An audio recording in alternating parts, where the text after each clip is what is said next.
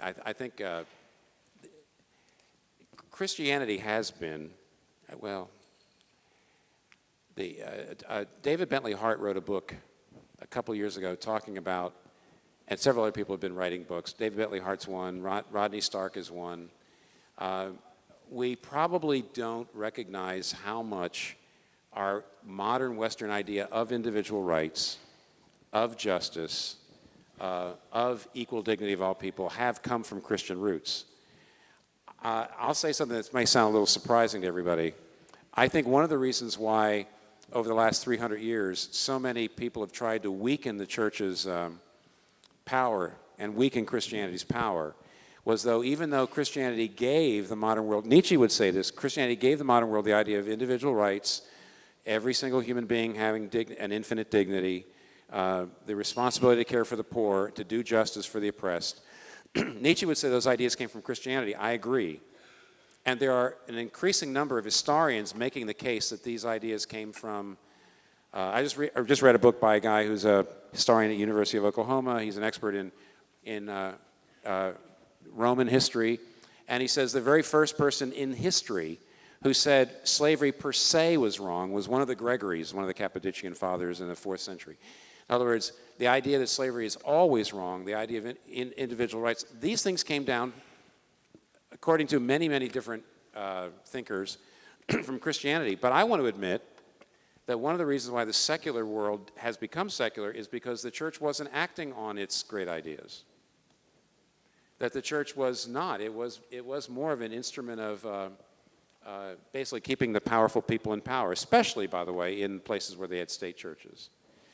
And so in some ways, Christians have got to own their part of our responsibility for the decline of Christian faith, because we've not acted on our good ideas. So what should we be doing now? The only way, in a sense, to prove to the world that Christianity has something for the world is for us to be peacemakers and doers of justice. I do think we have to. Now, as soon as you say who, how, well, you're talking to a generalist here. I don't think we have the time.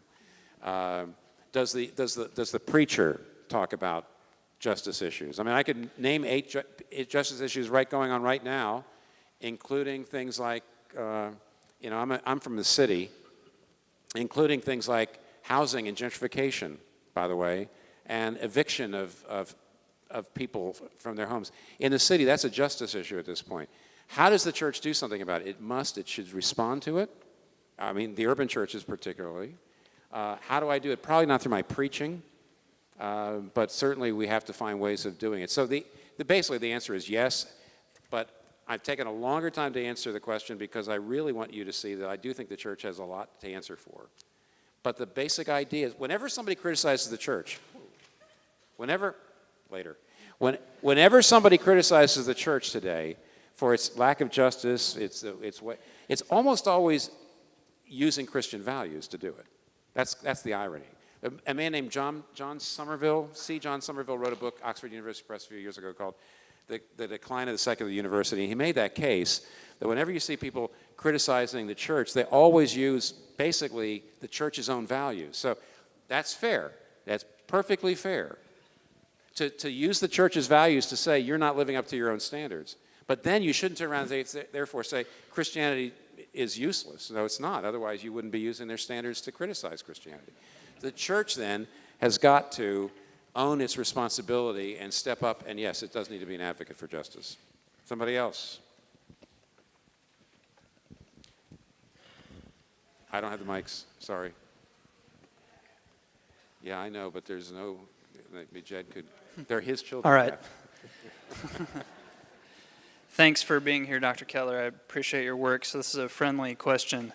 On the justice issue, you've mentioned several times that in order to have justice for oppressed people groups or the handicapped or whatever it may be, we need to believe that people are created equal, and that is a Christian value.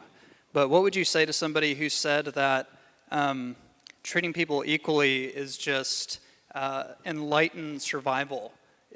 We can see that in the biology of trees who help handicap trees and other species. So why do we need Christianity for justice? Okay, good. That's a good question. Could you hear it? He's basically saying, people say, well, look, treating people with dignity, treating all people equally, caring for the weak, that sort of thing. Why do you have to have Christianity for that? Why, certainly that's just enlightened, right? Society will go well that way. You could either say, society will go well if you do it, so if you really want to have a good society, do it, and therefore it's reasonable. Mr. Spock would certainly say it's rational to be kind and honest and good because society goes better. The other, which I think you hinted at, is that some people say, well, evolution has taught us that this is how our group survives if we take care of each other. Okay, two answers. One is, Nietzsche laughed at the idea that reason and enlightened self-interest was any way to create a good society. He says, do you know what you're saying? You're saying you're appealing to their selfishness to get them to be unselfish. You're saying, well, your life will go better, society will go better. You're appealing to selfishness in order to get them to be unselfish.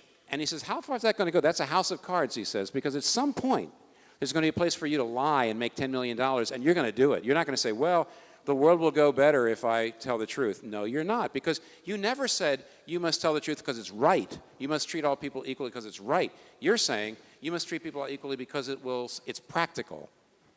Well, right now, it would be more practical for me to lie, trample on this person's career, and make $10 million, and that's what I'm going to do. Because you haven't really told me why I have to always do the right thing, whether it benefits me or not. Same thing with evolution. If you say, well, our moral intuitions are the products of natural selection. If that's true, great. Why do I have to follow them then? Well, you're going to feel like you need to follow them. Well, okay, but I might want to make $10 million to trample on this person.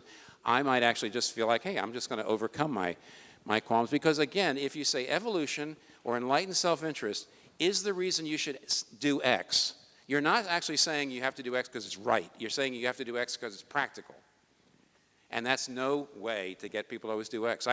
Nietzsche laughs, and he's right, at trying to get people to be unselfish using selfish motives. He says that'll never work. Somebody else? Down here. Yes. Thank you. I have a lot of questions, but Sure. and thank you.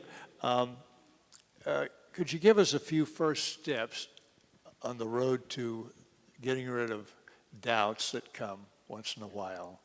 And also, I'd like for you to share just a bit about your own personal road to truth. Okay, now the first part, some tips. A few first steps to take to get rid of doubts and answer the questions of doubt. Okay, so the question is, how did I actually find Christianity making sense, and how did I get rid of my doubts? Or, I mean, how did my doubts hopefully diminish over just a few decades? I would say that I think somewhere, you might have, somebody here has probably read this somewhere because I've often spoken about it. There's a common sense aspect to this. If I'm trying to hire somebody, I hope this is the right person, and I use my reason, and I read the resume, and I listen to talk to their references, and I get their references, right? Okay. And I hire them, but am I really sure? Are all the doubts gone? No, they're not gone. Because even though I use my reason, the person hasn't worked for me.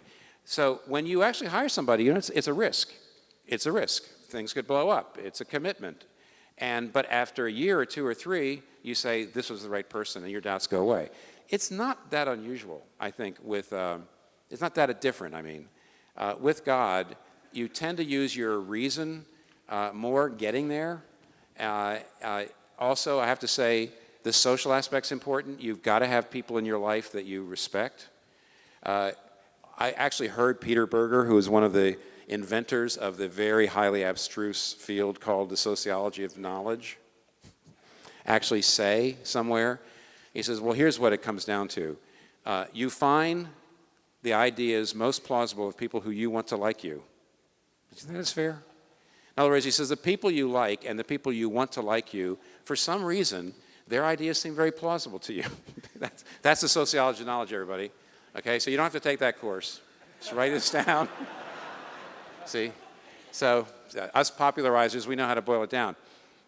And what it's in the very beginning, I think Christianity seems plausible because of partly because of the social and partly because of the rational. As time goes on, in prayer, in a sense, testing out what the Bible says you should be doing. The Bible gives you a way of life. Will it last? Will it be durable? Will it really work? Will God actually show up in your heart? And so as time goes on, it's actual experience of God, that in my case, takes the doubts away. But having said that, my doubts move outward, which is to say, here's the core of what I believe. Here's Apostles' Creed stuff. And then out here is Protestant Reformation stuff. And out here is the other things I believe. Christians have different beliefs about a lot of things. The further out I go, I still got doubts out here. But fortunately, they tend to move out as the years go by because I think it out, I talk it out. So I've always got aspects of what I believe that are not completely okay. I'm not completely okay. What were we going to say, Kath? I was just going to add on to your answer. We usually do the Q&As together, but you have the stage and I don't. You're very lucky that Mr. Epperson's right next to you with a mic. I was just going to say that one of the things for me